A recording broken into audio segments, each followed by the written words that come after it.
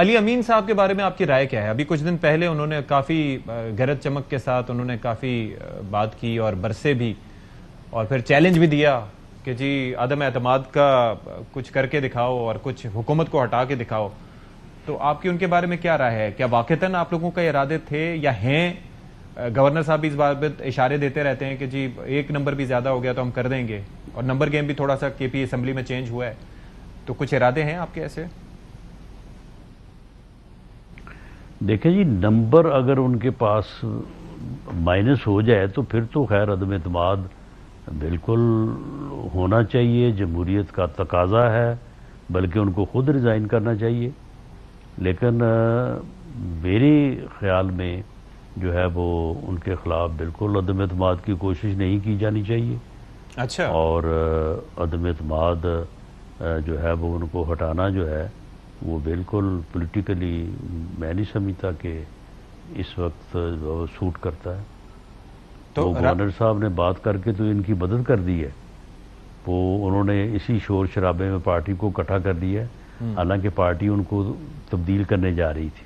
اچھا، لیکن ایک چیز یہ ہے کہ گورنر صاحب ہمارے پروگرام میں آئے تھے اور وہ یہ بات کرتے ہیں کہ جی کرپشن وہاں پر الگ ہو رہا ہے، امن و امان کی صورتحال وہاں پر الگ حکومت کے کنٹرول میں نہیں ہے، لیکن آپ کہہ رہے ہیں کہ یہ سوٹ نہیں کرتا. جبکہ اسی دوران ہم نے یہ بھی دیکھا تھا کہ آپ کی ملاقات بھی ہوئی تھی وزیر اعظم صاحب کے ہمراہ، گورنر صاحب سے بھی، پھر ایمل ولی خان صاحب سے بھی، ان کی جانب سے بھی کہا گیا کہ جی ہمارا کوئی اس میں حصہ نہیں ہے. مولانا صاحب نے بھی ایلیجڈلی ایک پیغام بھیجا کہ جی ہم تحریک عدم اعتماد کا حصہ نہیں بنیں گے. تو یہ ہو کیا رہا ہے اگر ایسی کوئی ملاقات نہیں ہوئی یا ایسے کوئی آپ کی منشا نہیں تھی؟ تو نہیں، اس میں کوئی اس بارے میں جو ان ملاقاتوں کا آپ نے ذکر کیا، ان ملاقاتوں میں قطعاً ایسی کوئی بات ڈسکس نہیں ہوئی.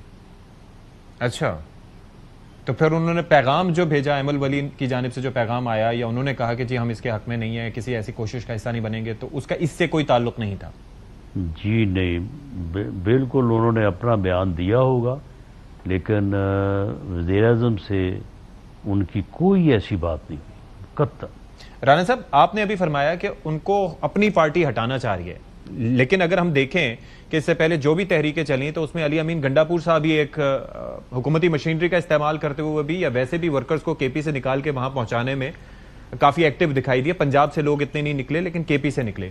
تو پھر بھی آپ سمجھتے ہیں کہ ان کو ان کی بانی پی ٹی آئی خان صاحب ان کو ہٹانا چاہ رہے ہوں گے؟ نہیں، میں نہیں سمجھتا.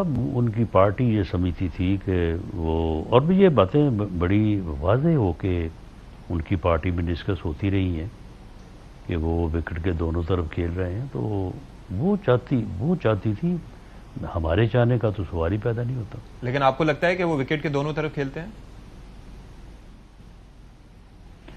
بھرت جی، اگر دونوں طرف کھیلتے ہوں تو مجھے یہ کہنے کی کیا ضرورت ہے؟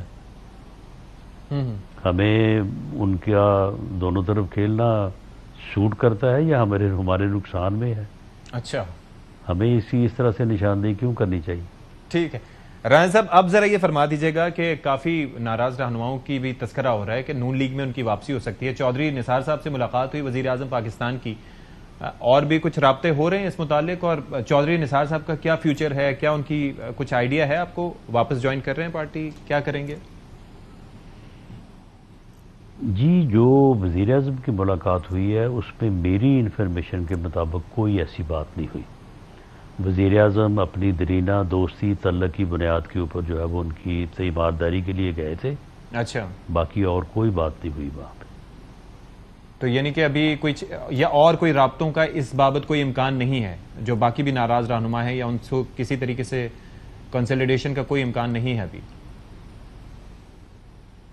نہیں، بہرحال ملاقات تو ہونی چاہیے، اور کوئی اگر اپنے گھر واپس آنا چاہے تو اس میں کوئی حرج بھی نہیں ہے. لیکن جس ملاقات کا آپ نے ذکر کیا اس کے متعلق جو میری انفارمیشن ہے وہ میں نے آپ کے سامنے رکھی. چلیں، تھینک یو سو مچ رانا ثناء اللہ صاحب.